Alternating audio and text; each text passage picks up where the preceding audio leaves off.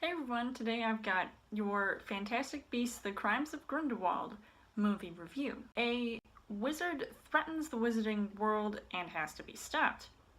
Is this the best that J.K. Rowling can come up with?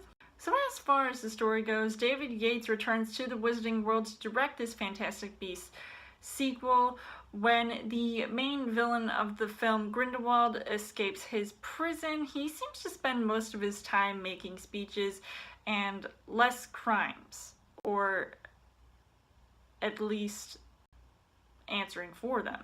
Months later, Newt Scamander gets an opportunity to get back into Hogwarts and also track down Credence Barebone, who has been missing in action since the end of the first film. Now, I was really anticipating seeing this movie because I actually enjoyed watching the first Fantastic Beasts movie, even though I hadn't read the book, and actually I heard that this is only part 2 of a 5-film series, so I think it'll be really interesting to see which direction this will all go in, because I mean, who wouldn't want to return to the Wizarding World? Because if you've been a fan of Harry Potter, then you know how cool of a world this could be. I mean, there's so much going on. I really felt like this time around the plot was all over the place, and it was very confusing at times. There were so many different storylines all meshed into one, and it really didn't make sense. A lot of it could have been due to adding certain fan service moments in the film, which I will not spoil. As far as the casting goes, you've got Eddie Redmayne, who returns as Newt Scamander. I really felt like his character fell flat at times, especially with his line deliveries, and I wasn't as impressed with him this time around, and I actually enjoyed his character the first time, because I thought him carrying around a whole suitcase full of magical creatures was enough for me to like the first movie.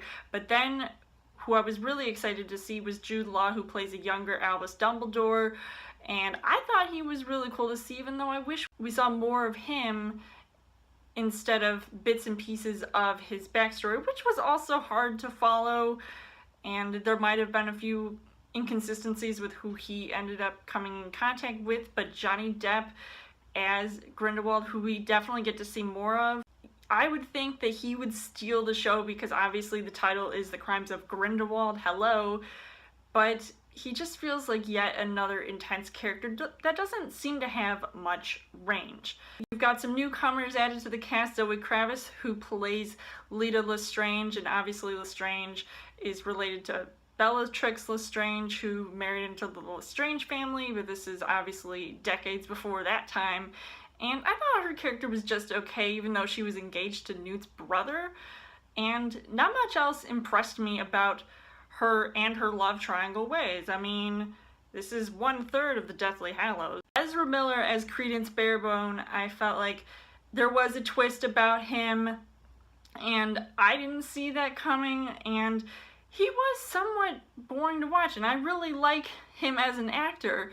And when you have other characters in this movie who are also trying to get as much screen time, but maybe they're not given that, and some of them ended up being my favorites, like Queenie, who I felt like had a lot of emotional range as far as the actress goes. Jacob, I thought, was also really nice to see, but Tina was not given much to do. I honestly thought her character was very unnecessary to see in this movie. So the things that I liked about this movie was obviously seeing Hogwarts again. I mean, I was ready to cast some spells while watching this movie. While I liked some, but not all of the creatures being shown, I wish that we had seen even more of them. The set design was all really nice to see, because it really, that's one of the reasons why I love the Wizarding World so much, because it is so detailed.